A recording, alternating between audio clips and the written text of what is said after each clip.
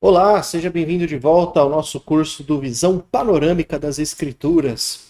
Hoje nós vamos dar início a mais um período bíblico que a gente chama de período interbíblico, que é aquela transição entre os testamentos. Então estamos saindo do Antigo Testamento e caminhando para o Novo Testamento, tá bom? Convido você aí para o slide para que você possa ver, né, esse primeiro slide, os períodos bíblicos. Então, nas últimas aulas, nós estávamos aqui no período mosaico, né, falando aí sobre esse extenso período mosaico que é a relação de Israel com Deus, lembra? Então começou desde quando Moisés tira a nação do Egito, leva eles, né, tira eles da escravidão, os conduz até o Monte Sinai, onde Deus ali fez uma aliança com eles e ali aquela nação se tornou o povo de Deus. E nós vimos no decorrer da história um resumo, né, de toda essa história de Israel com Deus. Estão passando pela época dos juízes, posteriormente ali pela monarquia, a queda da monarquia, quando o reino já está dividido e Judá é levado como escravos para a Babilônia. Então nós vimos ali o Velho Testamento, ele termina quando os judeus são libertados, então eles voltam para a Judéia, eles repovoam ali as cidades e principalmente na cidade de Jerusalém, reconstruindo o templo e principalmente voltando ali às práticas de culto a Deus no templo. E ali esse movimento de restauração ali vai completando, vai concluindo ali o Velho Testamento. Então, ali com o último livro que é Malaquias. E agora nós vamos falar sobre esse período aqui, ó, interbíblico, ou também conhecido como período do silêncio, né? Por que é conhecido como período do silêncio? É muito fácil, porque esse período durou 400 anos, e durante esses 400 anos, Deus não falou com o seu povo. Então, Deus não levantou nenhum profeta, nenhum mensageiro. Então, Deus não falou com o povo de nenhuma maneira. Então, Deus ficou em silêncio. Então, por isso que é conhecido como período do silêncio, né? Então, quando a gente olha para a nossa Bíblia, parece que termina o Velho Testamento e você vira a página e logo nós já estamos ali no primeiro capítulo de Mateus. E não foi bem assim. Então, entre o último capítulo de Malaquias e o primeiro capítulo de Mateus, que é o primeiro livro do Novo Testamento, então passou-se esses 400 anos. E você sabe que 400 anos na história acontece muita coisa. Então hoje nós vamos ver o que aconteceu na história durante, principalmente na história dos judeus, durante esses 400 anos, que vai nos ajudar a entender melhor como era, né, o cenário político, religioso e social de Israel quando Jesus aparecer nas primeiras páginas do Novo Testamento para vir trazer aí a sua mensagem para a humanidade, para trazer o evangelho, tá bom? Então é muito importante a gente entender esse período para que a gente possa entender com mais profundidade, né, o ministério de Jesus e principalmente as consequências de tudo isso, tá bom? Vamos lá no slide? Então vamos no slide aqui, você vai ver comigo os próximos pontos. Então, o que é esse período interbíblico? É uma transição entre testamentos. Então a gente está saindo do velho, caminhando para o novo. Então Malaquias encerra o antigo e João Batista inicia o Novo Testamento, né? Então, após um período de 400 anos, e é a partir daí que vai começar o último período do nosso estudo, que é o período cristão, né? Então, antes, porém, Deus vai cumprir a profecia de Jeremias 31, quando Deus prometeu lá no Velho Testamento para o profeta Jeremias, que a velha aliança seria substituída pela nova aliança. Então a gente vai ver isso também, né, nas próximas aulas, essa substituição das alianças que vai dar início a uma nova era, a nova aliança do qual nós estamos debaixo hoje, tá bom? Então vamos lá.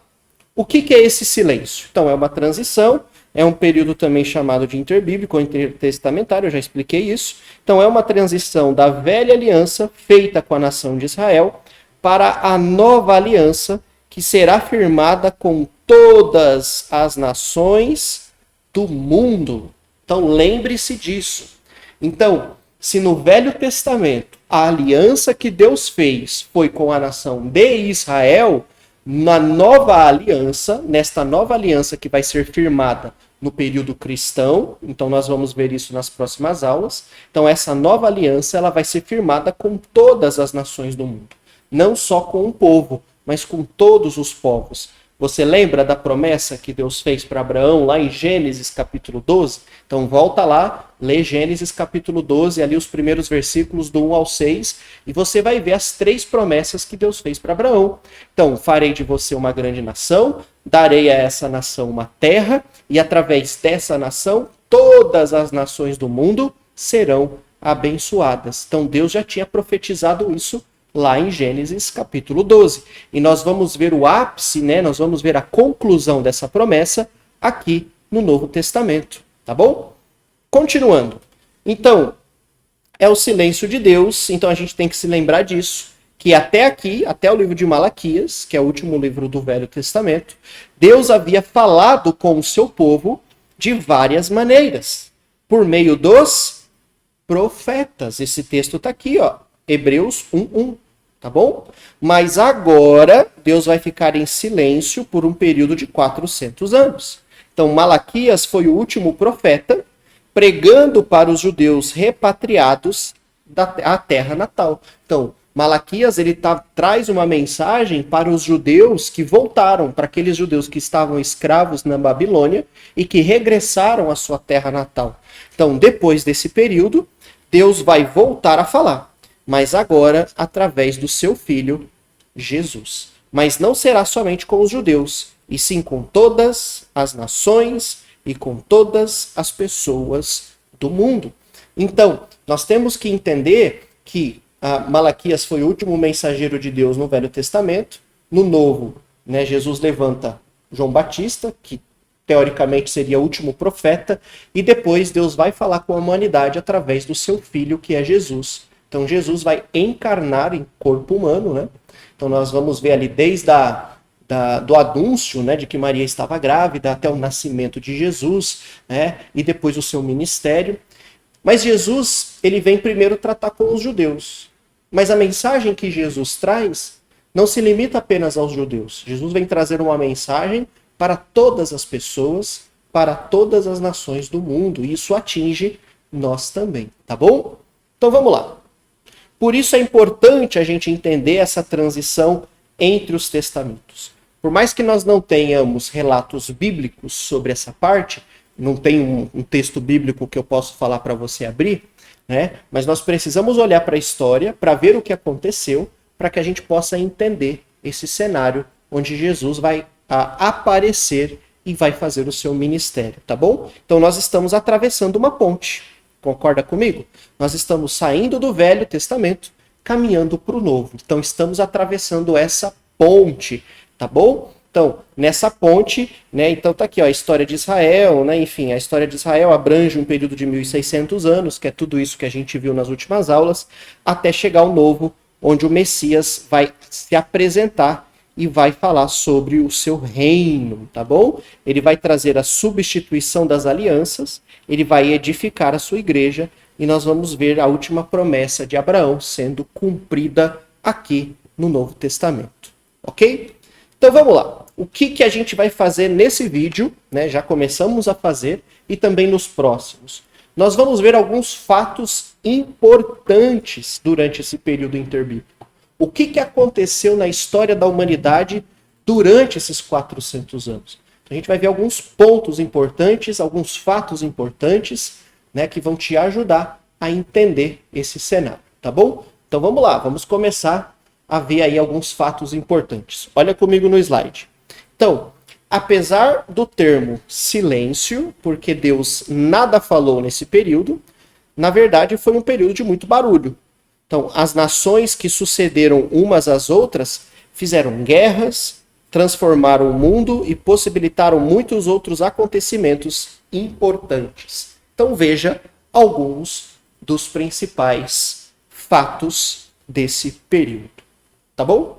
Então, vamos lá. Primeiro fato importante que acontece durante esses 400 anos de silêncio de Deus. Então, primeiro, vai se iniciar o Império Grego. Olha só que legal. Então é importante a gente ver isso. Então, se você não lembra disso, você pode pesquisar na internet, conhecer um pouco mais sobre como foi o Império Grego, para te ajudar a entender todos esses cenários políticos e sociais que ocorreram durante essa época. Então, o início do Império Grego. Então, lembre-se que quando termina o Velho Testamento, Malaquias, qual é o grande império do mundo naquela época? Eram os persas. Então, lembra que Nabucodonosor, rei da Babilônia, foi ele que foi até Jerusalém, destruiu a cidade e levou os judeus cativos para a Babilônia. Mas no próprio livro de Daniel, você pode ver a queda da Babilônia e o surgimento do Império Medo-Persa. Então, quando surge esse Império Medo-Persa, são eles, através do rei Ciro, que libertam os judeus, e esse decreto não era restrito apenas aos judeus, mas a qualquer povo que estava ali na Babilônia. Então esse decreto de Ciro possibilita que todas as nações ali que quisessem voltar, todos os estrangeiros que quisessem voltar à sua terra natal, pudessem fazê-lo. E foi isso que os judeus fizeram. Então, depois desse decreto, os judeus voltam e reconstroem as cidades. Então, quando o Velho Testamento termina, são os persas que estão reinando. Quando o Novo Testamento começa, não são os persas, são os romanos. Então, foi durante esse período interbíblico que aconteceu essa mudança de governo.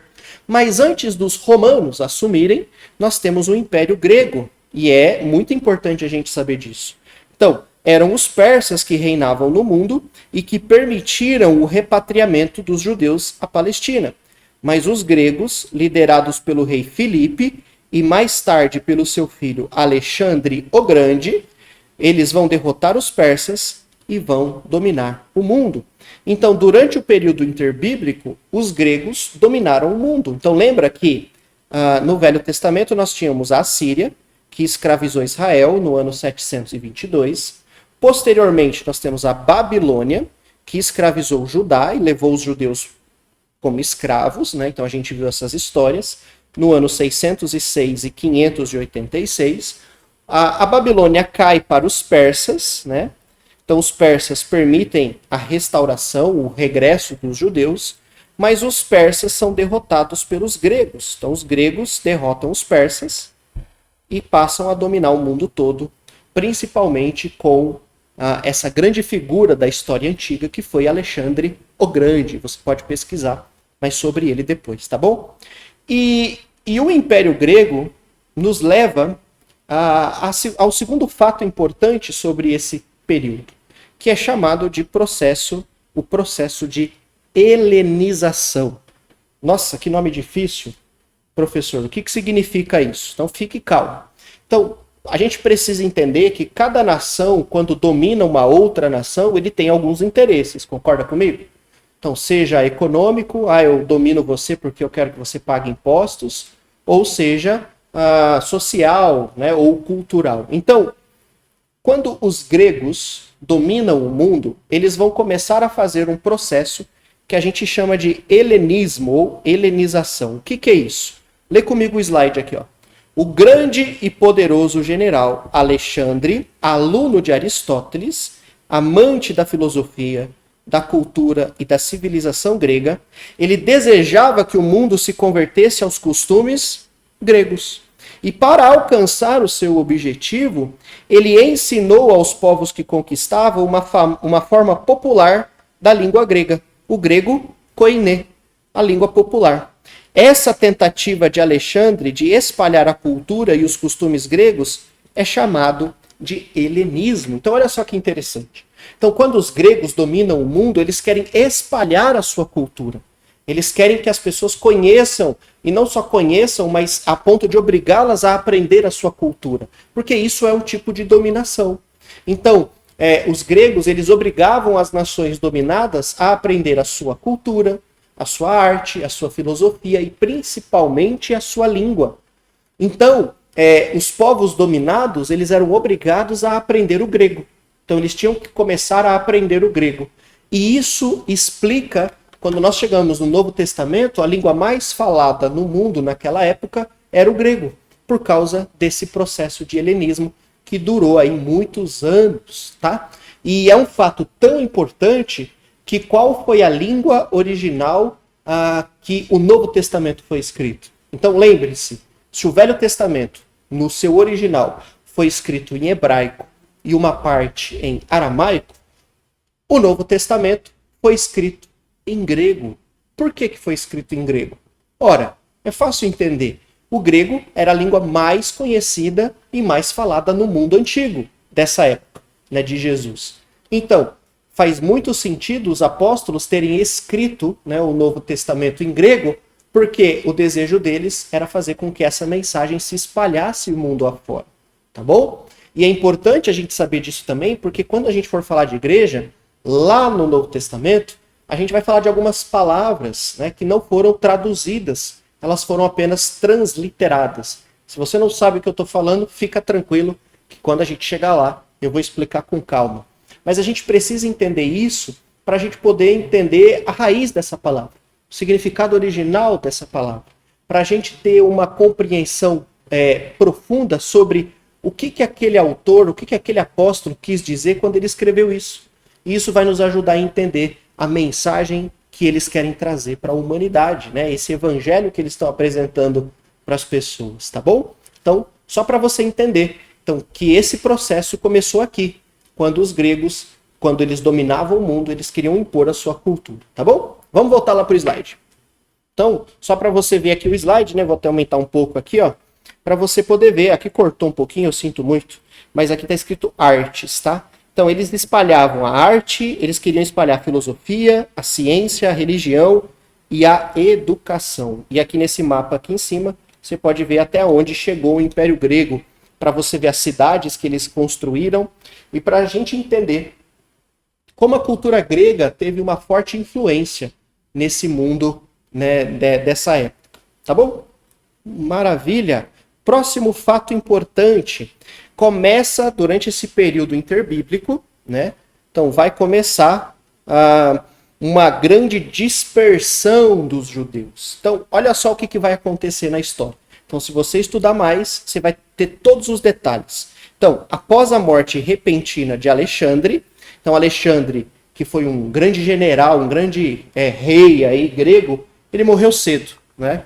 Então, por causa disso, ele não tinha ali talvez herdeiros